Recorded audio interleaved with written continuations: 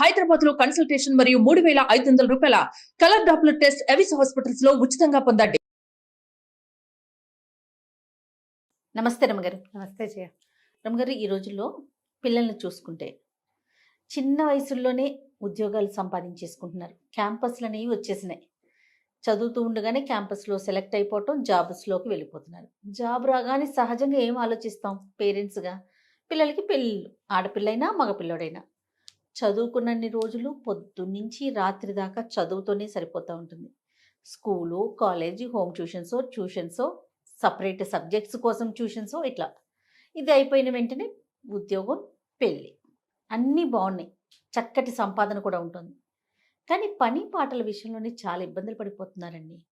నిజంగా అసలు ఆడపిల్లలకు కానీ మగపిల్లలకు కానీ ఒక్క పని, కనీసం స్టవ్ వెలిగించి ఒక దోశ వేసుకోవటము, అంత అన్నం వండుకోవటం, అంత కూర వండుకోవటం కూడా రాని పరిస్థితుల్లో ఉంటున్నారు. ఇక్కడే మన ఇంటికి దగ్గరలోనే ఉంటే సంతోషం. అది ఎక్కడైనా వేరే ప్రాంతాలకు వెళ్ళి చదువుకోవాల్సి వచ్చినా, జాబ్ చేయాల్సి వచ్చినా, లేకపోతే పెళ్ళి, ఇప్పుడు నేను అన్నట్టుగా పెళ్ళి చేసుకుని వెళ్ళాల్సి వచ్చినా, వాళ్ళిద్దరే ఉన్నారనుకోండి, ప్రత్యక్ష నరకం కదా రమ్మగారు. చాలా ఏమీ తెలీదు, ఏం చేయాలో తెలీదు. అదే ఓకే, ఎంత యూట్యూబ్ అనుకోవచ్చు, ఇప్పుడు యూట్యూబ్ వచ్చేసింది కదా, అంతా చూసి చేసేసుకోవచ్చు అని. ప్రాక్టికల్గా మనం ఇంట్లో చేసుకునేది యూట్యూబ్ చూసి ఒకేసారి ఇలా చూసి అలా చేసేదానికి చాలా డిఫరెన్స్ ఉండదు? ఖచ్చితంగా ఉంటుంది. అది అంటే మనం నేర్పించలేకపోతున్నామా, లేకపోతే అంత టైం ఉండట్లేదా, వాళ్ళే కేటాయించలేకపోతున్నారు, లేకపోతే ఇప్పుడే ఎందుకులే పెళ్ళైనాక ఎట్లానో తప్పదు కదా అనే ఒక ఆలోచనతో వదిలేస్తున్నారా? నాకు అర్థం కాదు. మగపిల్లల విషయంకి వచ్చేసరికి మగపిల్లలకి అస్సలు రాని పిల్లలు కూడా చాలా మంది ఉన్నారు రమ్మగారు. అవును, ముద్దుగా పెంచుతారు జయ. మనకి అమ్మాయి లేక ఏదైనా 2 పిల్లలు అయితే గబుక్కున అంత అన్నం వండుకొని ఇంత కూర కూడా వండుకోకుండా బయట నుంచి అన్నం ఆర్డర్ తెప్పించేసుకుంటారు, ఆర్డర్ చేసేసుకుంటున్నారు. లేకపోతే ఏ చుట్టుపక్కల వాళ్ళు వాళ్ళని మోసేస్తారు కదా. చాలా ఇళ్లలో ఆడపిల్లలు ఉన్నా సరే నాన్నలే వంట చేసి పెట్టే వాళ్ళు కూడా కనిపిస్తారు. ఏంటంటే మనకి 1, 2, 2 పిల్లలు ఉండటము. ఇప్పుడు లేటెస్ట్ పెళ్లి చేసే పిల్లలంటే వాళ్ళ పేరెంట్స్ కూడా 2 ఉద్యోగస్తులై ఉండటము. ఏదైనా వంట మనుషుల్ని పెట్టుకోవటము, లేదా కూరలు తెప్పించుకోవటము, కూరలు బయట కర్రీ పాయింట్ల నుంచి వచ్చేయటము. ఇప్పుడు వంట ఒకటే కాదు జయ, రోజువారీ వ్యవహారం పొద్దున్నుంచి సాయంత్రం దాకా, రాత్రి పడుకునేదాకా మనకి అవసరమైన అన్ని విషయాలు ఎవరైనా ఎక్కడి నుంచైనా ఏదైనా ఏర్పాట్లు జరిగిపోతూ ఉంటే మనకి వాటి మీద డిపెండ్ అయిపోయి ఉంటాం. మనం ఇండిపెండెంట్గా అవ్వం. ఇప్పుడు స్నానం చేస్తారు, బాత్రూమ్ ఒకసారి ఒక చీపురు వేసి కడుక్కోవటం చేస్తారా ఎవరైనా? పిల్లలు పిల్లలు అంటారా? పిల్లలు చేయరు అమ్మగారు. స్నానాలు చేస్తారు, ఆ అండర్వేర్లు జాడి చారేసుకుంటారా? చాలా తక్కువ మందిని చూస్తాం. టవల్ ఆరేస్తారా? బాక్సులు కడుక్కోవటం, బాక్సులు సర్దుకోవటం, వాటర్ బాటిల్స్ లాంటివి నింపుకోవటం, తమ బట్టలు, తమ సామాన్లు అవన్నీ అరేంజ్డ్గా పెట్టుకోవటం, ఇవన్నీ మనం రేర్గా సినిమాలలో చూస్తాం. రెగ్యులర్గా అసలు జరగవు. తల్లులే చేసి పెడతారు. ఇంట్లో ఒకళ్ళు ఉంటారు కదా అమ్మగారు, జీతం లేని పని మనిషి అనుకోలేము, అన్నిటికీ అమ్మా అంటే అయిపోతుంది. నా సాక్స్ ఏవి, నా చొక్కా ఏది, నా షూస్ ఏవి, నా అదేది, నా ఇదేది, అది ఎక్కడుంది, ఇది ఎక్కడుంది అంటే ఉద్యోగస్తులైన తల్లులు కూడా పిల్లల్ని మోస్తారు ఖచ్చితంగా. ఇప్పుడు ఇవాళ రేపు కొంచెం ఉద్యోగస్తులైన వాళ్ళు కొంచెం బెటర్గా ఉంటున్నారు, పిల్లలకి కొన్ని నేర్పిస్తున్నారని భావించాలి. కొంతమందికి నేర్పించబడుతోంది, కొంతమంది వాళ్ళ అవసరానికి వాళ్ళని తల్లి ఉండదు, సాయంత్రం అయ్యేసరికల్లా వీళ్ళే పాలు వేడి చేసుకుని తాగుతారు, ఇంకేదో కార్న్ఫ్లెక్స్ వేసుకుంటారు, ఓ దోశ వేసుకుంటారు, బ్రెడ్ టోస్ట్ వేసుకుని తింటారు, ఆమ్లెట్లు వేసుకుని తింటారు, చూస్తున్నాం మనం. ఏవో తినేస్తారు. నీకు తినేయటం ఒకటి ఇంపార్టెంట్ పాయింట్. దీంతో పాటుగా తినేశాక దాన్ని సవరించటం ఉంది చూసావు, అది మెయిన్.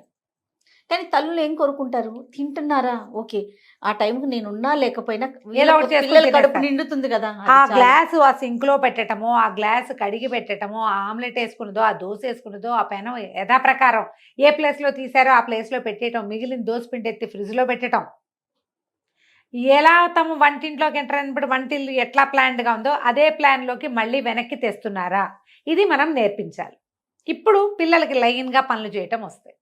చాలా రోజుల క్రితం ఒక ఆవిడ ఎప్పుడో మాట్లాడారు జయ నాతో, ఎప్పుడో ఒక 2-3 సంవత్సరాలైంది. ఈ అమెరికాలో అవి పంపించేస్తారండి, నన్ను అలాగే పంపించారు. చిన్నప్పుడు వంటింట్లోకి వెళ్తే మా అమ్మ నాయనమ్మ ఇప్పుడు ఎందుకు వంటింట్లోకి, హాయిగా చదువుకో, పెళ్ళయ్యాక చేసుకోవచ్చు పని అనేవాళ్ళండి. నన్ను ఏమీ చేయనివల్ల 21, 22 నా ఉద్యోగం వచ్చిన సరికల్లా పెళ్లి చేసేశారు, అమెరికా పంపించేశారు. ఈడ ఫ్రెండ్స్ గందరగోళం ఏమిటో వాళ్ళందరూ ఏమిటేమిటో చేస్తారు, నాకు ఒక ముక్క రాదు, ఏమీ రాదు, నాకు ఏమీ రాదండి. ప్రత్యక్ష నరకం చూశాను నేను. రోజు ఏడ్చేదాన్ని, ఎంత అల్లారి ముద్దుగా పెరిగాను నేను, ఎంత బాగా చూశారో ఇంట్లో. చూసి నన్ను ఉద్ధరించిందేం లేదు వాళ్ళు. మా అమ్మని నాయనమ్మని తిట్టుకొని రోజు లేదని చెప్పారు నాకు. చూడండి.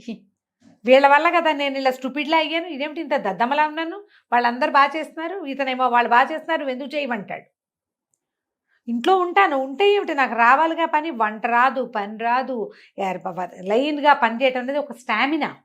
రోజంతా పని చేస్తూ ఉండటం ఎవరికి వస్తుంది అది? దేని తర్వాత ఇది చేయాలని కూడా ఇంపార్టెంట్ కదా. ఇది దీని గురించి ఒకసారి మాట్లాడాలండి. Yes yes. కానీ ఈ తరం పిల్లలు కొంత మీరు అన్నట్లుగా కొంత మారారు రమ్మగారు. ఎందుకంటే మా పింకి యూఎస్కి వెళ్ళింది కదా, అసలు వెళ్ళే వరకు కూడా ఇంట్లో ప్రతిదీ కూడా చేతికి అందించడం, నోటికి అందించటమేనండి. ఇప్పుడు వెళ్తే కుక్క పిల్లలు అనకూడదు కానీ ఎన్ని డిషెస్ అనుకుంటున్నారు రమ్మగారు. ఆ ఫొటోస్ చూస్తుంటే షాక్ అవుతున్నాం మేమైతే. ఏమిటి ఇవన్నీ వండేస్తాం, ఎలా చేస్తున్నావు అంటే మొత్తం మన వీడియోస్ అని చెప్తుంది.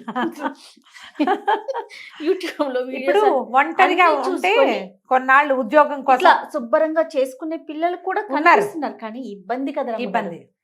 ఫస్ట్ లో కాస్తంత ఇబ్బంది పడద్దు, దాన్ని ఎంజాయ్ చేసి చేయగలిగితే సంతోషం. అది ఇది పి సత్యవతి గారిని, రైటర్ పి సత్యవతి గారు, పెద్దవారు జయ 80 years ఉంటాయి. వారి కథలు భలే బాగుంటాయి. అందులో ఒక కథ రాశారు, ఒక రాజా ఒక రాణి అని. ఓ దీనికి ఒక కథ కూడా ఉందా? భలే బాగుంది, ఇంట్రెస్టింగ్గా. అమ్మాయిని వాళ్ళ అమ్మ అది ఎప్పుడే ఇంజనీరింగ్ అయింది, కాలేజీలో చేరి అది ఆఫీస్లో చేరింది, క్యాంపస్ సెలెక్షన్ ఎంతో బాగుంది. అది ఫ్రెండ్స్తో మాట్లాడుకుంటుంటే పని పిల్ల వస్తుంది, జ్యూస్ ఇస్తుంది, జ్యూస్ తాగాక జ్యూస్ గ్లాస్ పట్టుకెళ్తుంది, వంట ఆవిడ వంటింట్లో వంట చేస్తుంది. పెళ్లి చూపులు అరేంజ్ చేసాం, నువ్వు రా, నీకు దీని దగ్గరికి బీరువా దగ్గరికి ఏం బట్టలు వేసుకోవాలో చెప్తానంటుంది వాళ్ళమ్మ. ఈ ఫోన్లో కబుర్లు చెప్పుకుంటూనే వాళ్ళ అమ్మ దేవతోటి వెళ్ళి రేపు పెళ్లి వాళ్ళు వస్తే వేసుకోవాల్సిన డ్రెస్సు, దానికి మ్యాచింగ్ నగలు, కావాలంటే ఇంకో డ్రెస్సు కుట్టిద్దాం, అన్నీ వాళ్ళ అమ్మే అరేంజ్ చేసింది. పెళ్లి చూపులు, పెళ్ళైపోయింది. పెళ్ళైపోయిన తర్వాత ఏమిటి ఇప్పుడు ఎవరైనా వస్తే ఏం బట్టలు వేసుకోవాలో అమ్మే చెప్పాలి. దాని మీదకి నగేం పెట్టుకోవాలో, చెవులకి ఏం పెట్టుకోవాలో, ఎలాంటి వేసుకోవాలో, చెప్పులు ఏం వేసుకోవాలో అమ్మే. వంటింట్లో వంట మనిషి ఉంది, పై పిల్లకి చిన్నపిల్ల ఉంది, పై పనులకి అన్నీ అది అందిస్తుంది. ఇది బొమ్మలాగా తయారైతే చాలు, దాని ఇస్త్రీ బట్టలు రెడీగా ఉంటాయి, దాని ఫుడ్ ప్లేట్లో రెడీగా ఉంటుంది, లంచ్ బాక్స్ రెడీగా ఉంటుంది, వాటర్ బాటిల్ రెడీగా ఉంటుంది, హ్యాండ్ బ్యాగ్లో కూడా వాళ్ళ అమ్మ ఎప్పటికప్పుడు డబ్బులు ఉన్నాయా అని చెక్ చేసి డబ్బులు పెడుతుంది. పెళ్ళయింది. పెళ్ళైతే ఓ రోజు రాత్రి అల్లుడు ఫోన్ చేశాడు అర్జెంటుగా, ఏంటండి మీ అమ్మాయి ఒక మాట విందు, ఎంతసేపు ఆన్లైన్లోనే ఉంటుంది, ఫోన్లోనే ఉంటుంది, ఒక పని రాదు, ఎంతసేపు ఏడుస్తుంది, ఇండియా వెళ్ళిపోతానంటుంది, ఇదేమన్నా బెజవాడ బందరా ఊరికే పంపించేసేయటానికి, అర్థం చేసుకోదు అని పెద్ద పెద్ద కేకలు పెట్టాడు. ఒక పని రాదు, ఏ పని చేయదు, ఎప్పుడు ఆన్లైన్లోనే ఉంటుంది అన్నాడు. కూతురుకి ఇచ్చాడు. ఇప్పుడు కూతురు ఏమైనా చెప్తే అల్లుడు వింటే బాగోదు కదా. ఎక్కడికి బోళ్ళంత ఖర్చు పెట్టాం పెళ్ళికి, కట్నం వద్దని బాగానే బోళ్ళంత ఖర్చు పెట్టి ఇచ్చారు. కట్నాలు వద్దంటారు కదా, కట్నం వద్దు గ్రాండ్గా చేయండి అంటారు. ఇవాళ రేపు నేను ఇది అనుకుంటాను, ఓ 10 లక్షలు ఇవ్వండి అంటే 10 ఇచ్చి మిగిలినవన్నిటికీ కట్ చేయొచ్చు. ఇప్పుడు ఈ కట్ చేయకపోతే 10 కాస్త 30 అవుతోంది. అంతేగా, 30 అవుతుంది. అన్ని గ్రాండ్గానే, కట్నం లేదుగా, కట్నం లేదుగా, కట్నం లేదు, ఇదే పాట, కట్నం లేదు, కట్నం లేదు. కట్నం ఇచ్చిన రోజునే హాయిగా ఉందనుకుంటారు కొంతమంది ఫ్రెండ్స్ ఉన్నారు ఈ మధ్య, పెళ్ళిళ్ళే ఆడపిల్లలు పెళ్ళిళ్ళు చేసిన వాళ్ళు, కట్నం ఇచ్చిన రోజునే హాయిగా ఉంది, మేము ఇంతే చేయగలమండి అని చెప్పేవాళ్ళం. ఇప్పుడు వెళ్ళలేవు ఖర్చులకి. ఈ కూతురుతోటి మాట్లాడి కూతుర్ని, ఏమే ఎందుకమ్మా కాస్త పని చేయొచ్చు కదే, ఆ పాత్ర నేర్చుకుంటే, ఏం నేర్చుకోనమ్మా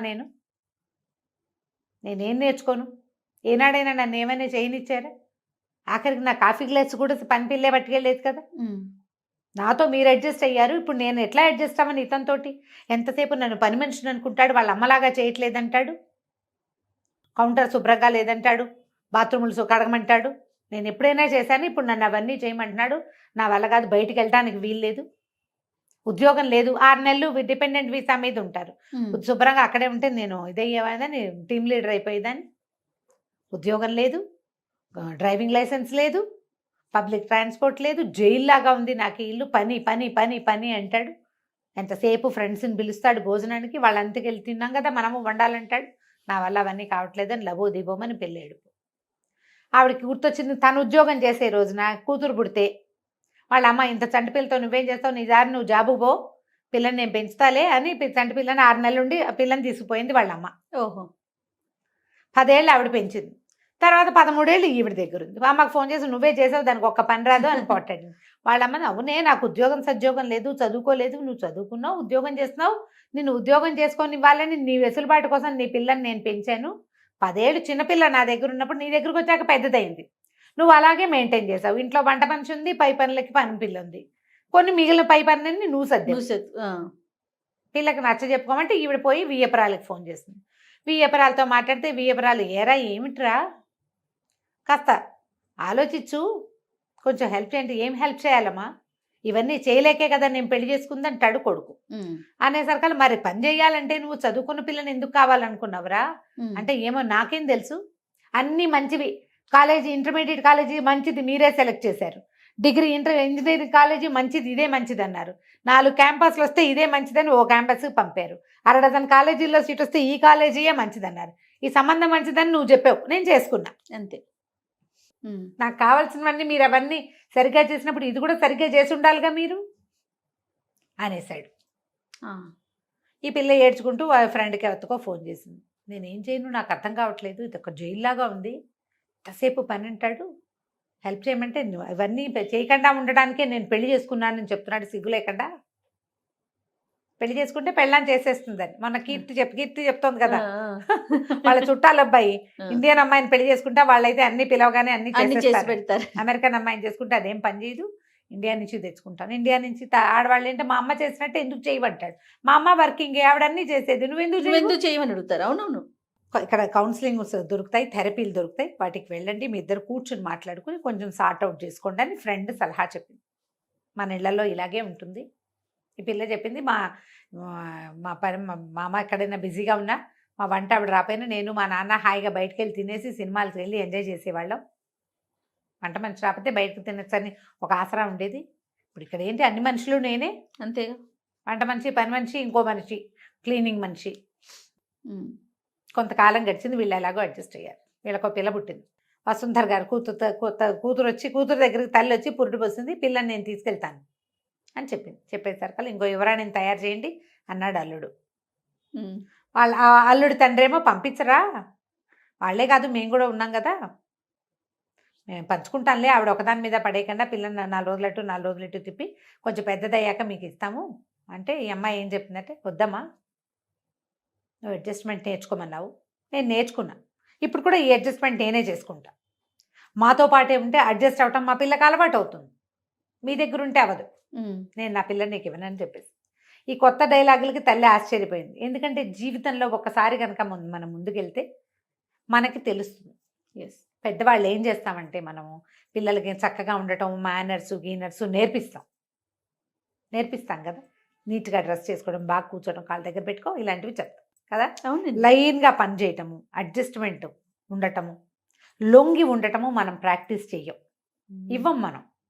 వివాహం అనగానే లొంగి ఉండటం, ఆడ మగ ఇద్దరు కూడా ఎక్కడో చోట దిగటం, ఆగటం, తగ్గటం, లొంగి పని చేయటం, ఈ ప్రాక్టీసు కావాల్సిందే. దీనికి మొదట నో చెప్పటం నేర్చుకోండి. ఇది వరకు చెప్పాం మనం ఈ మాట. పిల్లలకి నో చెప్పాలి. వాళ్ళ చేతుల్లోంచి గ్లాసులు ప్లేట్లు తీసుకునే పనులు చేయబోకండి. తిన్న ప్లేటు ఎక్కడ పెట్టాలో అక్కడ పెట్టి తీరాలి. ఆ అమ్మాయి IAS చదువుతున్నా సరే, MBBSలు IASలైనా దీనికి ఇది కాదు. ఎవరైనా సరే ఎక్కడ కూర్చొని తినాలో అక్కడ తినాలి. ఆ తిన్న తర్వాత ఆ ప్లేట్ని ఏం చేయాలో అది చేసి తీరాలి. మీరు అలా చేస్తే కనుక మీ పిల్లలు చాలా హాయిగా ఉంటారు. సత్యవతి గారు ఆ కథ చదివాక నేను వారికి ఫోన్ చేసి మరి ఈ కథ చెప్తానండి అని అడిగాను. చిన్న కథే, 4-5 పేజీలది. ఎంత 2 పెద్ద పెద్ద జీవితాల గాథలు అవి. అంతే కదా, ఎంతమంది ఇట్లా సఫర్ అవుతారో జయ. అవునండి. పెళ్ళాం వచ్చి మా అమ్మలాగా అన్నీ చూస్తుంది. ఎలా చూస్తుంది? నీతో పాటే LKG నుంచి అన్ని పోటీ పరీక్షలు రాసిన పిల్ల మీ అమ్మ ఎలా అయిపోతుందో చెప్పు. ఎట్లా అయిపోతుంది? అన్ని పోటీ పరీక్షలు, అన్ని చోట్ల కాంపిటీషను, అన్ని ఉద్యోగాలకి వెంపర్లాట, ఇవన్నీ నీతో సమానంగా చేసిన పిల్ల మీ అమ్మలాగా ఇల్లు గడగటము, వాకిళ్ళు గడగటము, వాకిట్లో ముగ్గేయటము, పువ్వులు కట్టడం రాదు మా కోడలకని ఒక ఆవిడ వెటకారంగా చెప్పారు. అదో పెద్ద బ్రహ్మ విద్య. రాకపోతే పోనీ,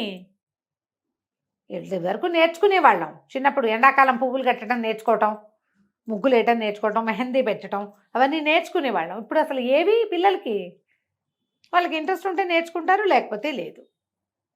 అవి వాటికంటే చాలా అవసరం ఏంటంటే రోజువారీ ఇల్లు నడిపే చతురత కావాలి కావాలిగా. అవునండి, అవి నేర్పించండి, ఆడకి మగకి కూడాను.